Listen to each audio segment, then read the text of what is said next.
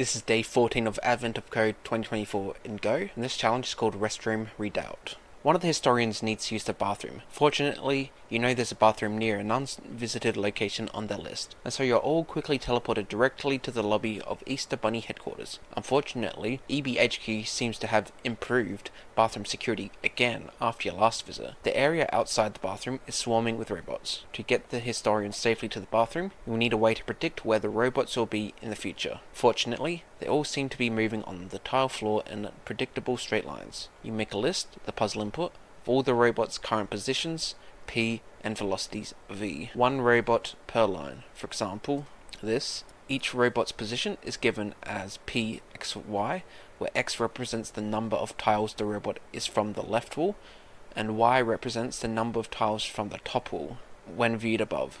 So position of 0, 0 means the robot is all the way in the top left corner. Each robot's velocity is given as V, X, Y, where X and Y are given the tiles per second. Positive X means the robot is moving to the right, and positive Y means the robot is moving down. So velocity of 1, negative 2 means that each second the robot moves 1 tile to the right and 2 tiles up. The robots outside the actual bathroom are in a space which is 101 tiles wide and 103 tiles tall when viewed from above. However, in this example, the robots are in a space which is only 11 tiles wide and 7 tiles tall. The robots are good at navigating over under each other due to a combination of springs, extendable legs, and quadcopters, so they can share the same tile and don't interact with each other. Visually, the number of robots on each tile in this example looks like this. These robots have a unique feature for maximum bathroom security. They can teleport. When a robot would run into an edge of the space they're in, they're instead teleported to the other side, effectively wrapping around the edges. Here is what robot 2, P24, V2, negative 3 does for the first few seconds. So they're down here, then they go up here, and then the next one they teleport to here, and so on. The historian can't wait much longer, so you don't have to simulate the robots for very long. Where will the robots be after 100 seconds? In the above example, the number of robots on each tile after 100 seconds has elapsed looks like this. To determine the safest area, count the number of robots in each quadrant after 100 seconds. Robots that are exactly in the middle, horizontally or vertically, don't count as being in any quadrant, so the only relevant robots are these. In this example, the quadrants contain 1, 3, 4, 1 robot. Multiplying these together gives a total safety factor of 12. Predict the motion of the robots in your list within a space which is 101 tiles wide and 101 tiles tall. What will the safety factor be after exactly 100 seconds? Okay, that sounds pretty interesting.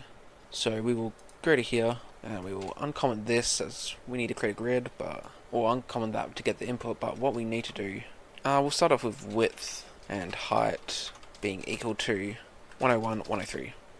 And we'll do seconds is equal to 100. And we need to keep record of all the robots. So that'll be robots, and something I'm going to actually do, I'm going to make a struct for the robot. So we'll do type robot struct, and we are going to record, let's see, what is it, that recording, this will be, we'll do x int, y int, vx for velocity int, and then vy velocity y int. So we've got all those, and so robots will be make, actually don't need to do make, so this will be just equal to list of robot, like so, and we'll do for line, underscore line in range lines, and we'll do var x, y, px, vx, vy as ints, then we'll do format dot scan f, and what's the format of it, so that's what it looks like, so it's this, and then replacing each number with %d, and it will be at x, at y, at vx, at vy. What is wrong with this? Oh right, I forgot to put line in here. There we go. Then we'll create a robot where x equals x. Oh, actually no, you just do like this, I think. And then we do robots append r. So we've got all of our robots now. Actually, we might as well store, okay, so we've got that. We've got the robot's current position, and we've got this. And I was originally going to create a grid and have it actually move through the grid. But we have all of the robots. We have their position, or this is the sign position. but it could also be their current position, so we've already got this already figured out. So that works. So with this, then we need to do it for 100 seconds. My first thought was iterate 100 times. But what you could do instead is you have your starting XY position with the velocities, just times it by 100, figure out whereabouts the XY is for that, then modulus the width and height, because that would give you your new position. Or if you go 101, if you're now 102, if you modulus that, you've now gone over. Or if you modulus 102, you would have 1, which is gone over to the other side. So if we did a grid, it would be numbers 0 to 100. So I guess if you were on 101 and modulus, you'll now be on position 0. So, with that being said, that's how we're going to do it. So we'll do for r in range robots. We are going to do r dot, actually we'll do x is equal to r dot x plus r dot vx times seconds, and then with this modulus width. Now I've got that, we'll do the exact same thing but now with y, and it would be modulus height. And I guess we could actually just do this. Does that make sense? So now we need to figure out the quadrants. So quadrants, this can be just int of with 4 items. So we'll do for r in range robots again, and the quadrants is based on what is it based on? Whether it is less than or greater than half the width, less than greater than half the height. So I guess we may as well just write it out. If r dot x is less than width divided by 2, and also this for y height, then we will do quadrants 0 plus plus, and now we add all the other ones in. This one could be greater than, no, yep, so less than, then take these to greater than, and this one could be less than. Then 1, 2, 3. Okay, this one needs to be greater than. Now, output is equal to length of quadrants 1, 0, actually, times, then the rest of these.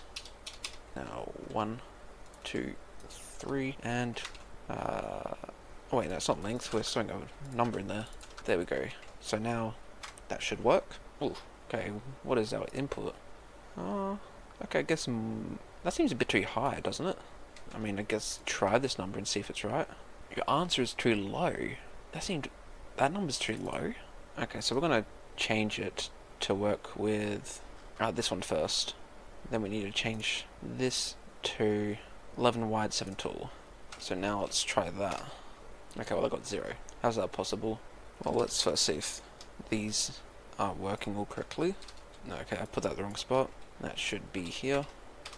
And so there's 12 there. 1, 2, 3, 4, 5, 6, 7, 8, 9, 10, 11, 12. Seems to have got all the numbers correctly.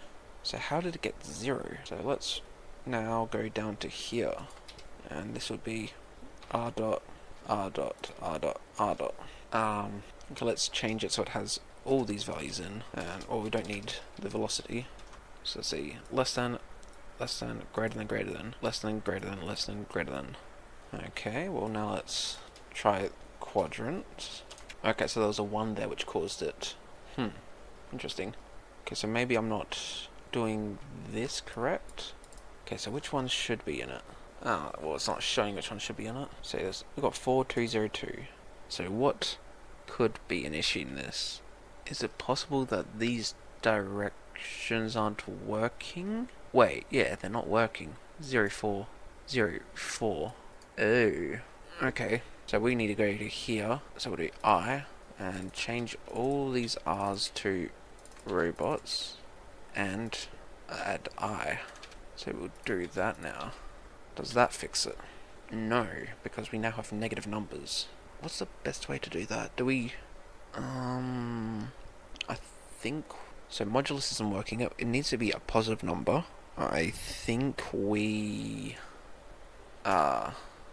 while... Oh, no. For this less than 0, this plus equals width. So it will then... Let's say this is -1. We then add width to it. and that would make it, in this case, 10. And if it's -1, it should have wrapped around, so okay, that works. Now we need to do the exact same thing here, but for y, and height. So now let's try that. Oh, that's the correct answer. So now we need to revert back to this, but also the correct height. 101, 103. Okay, we've got a new number, and that's correct. So now let's go on to the next part. During the bathroom break, someone notices that these robots seem awfully similar to ones built and used at the North Pole. If they're the same type of robots, they should have a hard-coded Easter egg. Very rarely, most of the robots should arrange themselves in a picture of a Christmas tree. What is the fewest number of seconds that must elapse for the robots to display the Easter egg? Okay, so we need to... let's get rid of these prints so they don't clog everything up. Actually, not that one, that's not a print. There's the print.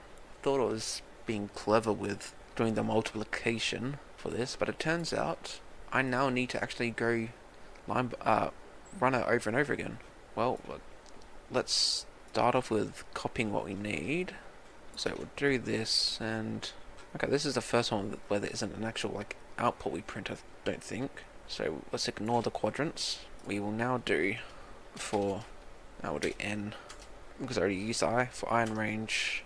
Let's just do 1,000, just so we have a number. Oh, I should say equals 0, n less than 1,000, n plus plus. Now this all goes inside here, and we use n instead of seconds. No, we don't. We just need to do plus. And then at the bottom here, actually we'll do grid equal to make, what do we want in here? This can be, I'll just do a list of strings. So make, okay, this is like this. We'll do string, and we'll do height, then we'll do for j equals 0, j less than width, j plus plus, grid equals append, make, this should be string, for like that, make string with length width. No, this should be height, and then it would be grid j is equal to this. And now we can do grid robots I dot y robots I dot x equals hash. Then shall make this 100. Now let's do print grid. Let's just see what happens. Declared and not use seconds. Okay, get rid of you. So let's do format dot print, and we'll do first. Actually, we can do string sprint f, and we will do, just so we can clearly see what's happening. So %d, and we will put n, and we'll do for row in grid, range grid, print row. Now let's see what that does. So I guess we're just trying to see when there's a tree. Okay, this is not working at all. Okay, well, the way I've done this, obviously not working. So I'm going to change it, so I need to press space 2, so I can have it go to the next one. So, well, we need to create a scanner. Oh, apparently I was doing this wrong. So let's do this. But we will do scanner is equal to buffo dot new scanner. It's the standard input. Then I think it's just scanner.scan. Let's run that and see what happens. So what's happening here? Okay, it did one iteration. So if I do, no, it'll need to be in here. Do I enter? So the debugger seems to be the issue. So I might have to just manually run it in terminal. So cd 2024 go, got there, so maybe go run main.go. Undefined 14 what? Okay, so it's not working like it was when with the debugger. Interesting. Can I do go run day14.go? Maybe I need to go run main.go and give it day14.go. Okay, there we go. So let's expand it so we can see what's happening. Oh, it's a massive tree, but pressing enter does work. So let's just keep doing this until we maybe see something start to appear. Oh, what was that? Okay, I thought all of those coming together there may have been it, but apparently not. So let's keep going. I'm basically just waiting until some type of pattern shows up. Ah, I forgot I did that. Let's just do, we'll just do 4. Just have it run forever. Okay, where are we using n? I thought, didn't, okay, yes we are. For n, we'll just crazy high number. We'll never get to that, but that's fine. So back in the terminal, we will run it again. And we need to just spam the enter key to go back to where we were before. So to see the full thing, I've now zoomed out this far. So hopefully, oh, I can just hold enter. I feel like I saw something before. Maybe not. Well, just gonna keep going on then. So this might be cheating, but I thought instead of just pressing enter forever, what if I put a number in and I see if it's so I enter a number and Advent of Code would say if it's too high or too low. So I could, let's say, put in the number 500. If my answer is too low, I could change this. Well, I don't need to run it because I know it's now too low. I can go back to here. I need to shrink the terminal. Yep. And go back to where it's running and start on 500. And I guess you could kind of just like binary search this in a way. So we know 500 is too low, which sucks. So now let's try 1000. Still too low. Oh, okay, this is going to suck. We'll do that, but I'm gonna bring this back to normal size. I'm just gonna actually open the terminal. So if we run in here, it might be clearer to see what's happening. But also another thing, like I'm running this, I'll probably go back when I think a minute's up and put in another number, and then I can just use the number I'm up to here to reach up to it. So let's see, where am I? I'm on 11444. So let's try 2000. Oh, well, and I need to wait 5 minutes before I can try. So I guess I have to just keep doing this. Okay, well, this is kind of taking too long. There's a suggestion I looked online for how you could find this, and the suggestion they gave is look for where all the robots are on different grid lines. So only print. So basically, there'll always be robots in the same 2 spots. When that is not the case, that's when you look at it. So we will do locations. This will be map bool, make map bool. There we go. And we'll do locations. This equals true. There we go. Why is that not working? Alright, I need to do this. There we go. Int. Nope, I still got it wrong. It needs to be like this. Okay, apparently not. 2? There we go. Although what I should do is, if not if this, then continue. I'm curious to see how that would work. So that, okay, number 1, oh wait, that is all of them on the same. Okay, maybe I did that wrong. Okay, well out here, duplicate equals false. Then we'll do duplicate equals true. And now we'll do if duplicate continue. So let's do that. Oh, and there it is. That is a Christmas tree, and that is 8131. So we'll go back to here. Hopefully that's been 5 minutes now, and we'll enter 8131. That's not the right answer. It's 8132 because the initial positions is 0, and then 1 second after is. And I'm doing. Wait. Oh, I'm so dumb. I was changing this number thinking that would affect here, but no. Okay, well, we made the mistake, and now we need to fix it. So it was the wrong number anyway, but we now know how to get the right number. Start off with 7132, and we now have to wait 5 minutes. So I'll be back when that's ready. So the number we got was 7132 when we have n as 1.